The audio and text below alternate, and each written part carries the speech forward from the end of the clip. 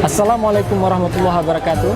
Saya Firza. Kali ini kita akan mereview buku Muhammad Al-Fatih 1453. Baru-baru ini kita dihebohkan dengan Hagia Sophia yang diubah kembali menjadi masjid. Setelah menunggu 86 tahun sejak pertama Republik Turki modern berdiri, kali ini Hagia Sophia kembali menjadi masjid. Hagia Sophia, keberadaannya tidak bisa dipisahkan dari adanya seorang penakluk yang menaklukkan ibu kota Bizantium pada masa itu, yaitu Muhammad Al-Fatih. Siapakah Muhammad Al-Fatih? Buku Muhammad Al-Fatih 1453 ini ditulis oleh Felix Xiao sekira tahun 2013 dan telah mengalami beberapa kali cetak ulang. Yang ada di tangan saya ini adalah cetakan ke-12 yang dicetak pada tahun 2019. Sepertinya buku Muhammad Al-Fatih ini, kalau kita lihat, dia cukup mewakili dari penjelasan sejarah tentang Muhammad Al-Fatih yang pernah ditulis dalam beberapa bahasa. Buku ini memiliki ketebalan kurang lebih 315 halaman dan dipenuhi dengan, kalau kawan-kawan bisa lihat, dipenuhi dengan ilustrasi yang banyak.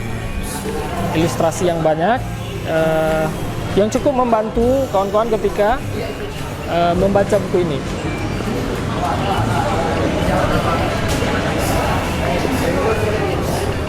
Kalau kita lihat dari sisi cover, memang buku ini kalau menurut saya pribadi itu agak sedikit kurang menarik gitu, kalau dilihat dari sisi cover. Tapi dari sisi ilustrasi di dalamnya itu sangat menarik, sangat membantu kawan-kawan untuk membacanya, terutama misalkan sisipan peta di dalamnya. Setiap kali tahun berganti, nama Muhammad Al-Fatih kembali muncul dan diperbincangkan, sehingga kemudian setiap dari tulisan-tulisan sejarah Muhammad Al-Fatih itu kembali dibaca.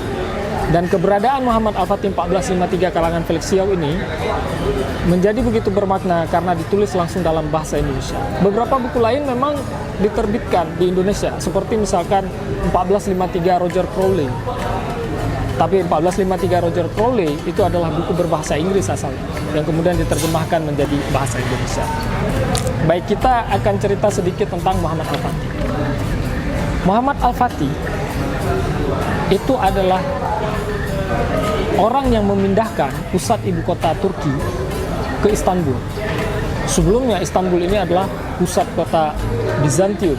Dunia pada masa itu hanya terdiri dari dua kutub utama. Kutub Kristen Eropa berada di barat dan kutub Muslim yang berada di timur. Sekilas memang ada kekeliruan kalau kita lihat sekarang, ketika orang memaknai bahwa penaklukan Konstantinopel ini dilakukan oleh bangsa Turki. Padahal sebagaimana kita ketahui, Turki sendiri baru berdiri tahun 1924. Sebelum itu, bangsa Turki tidak pernah mendefinisikan mereka sebagai bangsa. Tapi pada masa itu, hanya ada Imperium Romawi dan Imperium Khilafah Islam di wilayah ini. Muhammad Al-Fatih merupakan putra dari Murad II. Muhammad Al-Fatih ketika menaklukkan Konstantinopel, beliau berusia masih sangat muda. Seperti dikisahkan dalam buku ini, beliau masih berusia 21 tahun. Buku ini menceritakan secara detail bagaimana Muhammad Al-Fatih menaklukkan Konstantinopel. Seperti misalkan pada penggambaran peta. Dalam peta ini bisa kita saksikan bagaimana wilayah perairan dari Laut Marmara di sisi selatan itu tidak bisa dilayari kapal. Otomatis pasukan Muhammad Al-Fatih pada masa itu bertumpu di kawasan wilayah timur dari muara selat Bosporus. Dan di sini kita tengok bahwa di sini dalam peta ini juga digambarkan bagaimana selat untuk masuk itu harus menerobos rantai. Dan ternyata strategi Muhammad Al-Fatih yang digambarkan dalam buku ini cukup luar biasa. Beliau menyeberangkan kapal-kapal itu melewati pegunungan ini dan kemudian masuk ke dalam area selat Golden Horn. Memang ada usaha sistematis dari Muhammad Al-Fatih sebelum menaklukkan Konstantinopel yang dianggap sebagai kekuatan dunia ini dengan membangun infrastruktur yang mendukung proses penaklukan.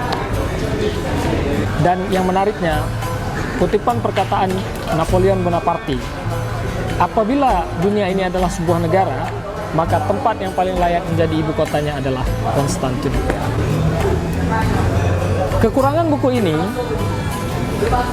kalau menurut saya itu terletak pada proses penulisannya yang menggunakan terma cukup luas, sehingga Anda perlu mengingat peristiwa-peristiwa sebelumnya yang Anda baca ketika Anda akan melewati lembar per lembar buku ini. Namun menariknya, buku ini adalah buku sejarah sebenarnya, tapi ditulis dalam bahasa yang sangat lugas dan mudah. Anda akan menikmati lembar per lembar bacaan buku ini sampai dengan selesai. Buku ini ketika Anda selesaikan, Anda tidak akan merasa seperti sedang membaca buku sejarah, tapi lebih kepada seperti membaca sebuah novel. Sehingga tanpa terasa, Anda akan menghabiskan buku ini dengan keadaan yang cukup menyenangkan. Dan juga font di dalam buku ini juga cukup menarik. Penggambaran Muhammad Al-Fatih di sini juga cukup lengkap. Misalkan Felixio juga menggambarkan bagaimana dia dididik sejak kecil sampai kemudian menjadi dewasa dan memiliki visi yang dimiliki oleh ayahnya, yaitu visi menaklukkan Konstantinopel. Visi ini dibangun dari kepercayaan mereka terhadap bisyarah Nabi yang menyatakan bahwa Konstantinopel, kota Heraklius, akan ditaklukkan lebih awal. Ketika masa remaja, Muhammad Al-Fatih dididik oleh seorang ulama besar pada masanya, yaitu Aqsh Syamsuddin, dan ini dikisahkan secara detail dari buku. Jadi itulah sebagian dari pembahasan buku ini yang menurut kami cukup menarik, sehingga mengalami terus cetak ulang secara terus-menerus. Dan bagi kawan-kawan yang tertarik dengan sejarah Islam maupun yang tidak tertarik dengan sejarah Islam, membaca buku ini merupakan suatu keharusan bila ingin mengetahui bagaimana peta politik sebelum masa modern seperti sekarang. Dan juga sahabat kawan-kawan sekalian akan menemukan bagaimana cerita Hagia Sophia ditaklukkan. Demikian, wassalamualaikum warahmatullahi wabarakatuh.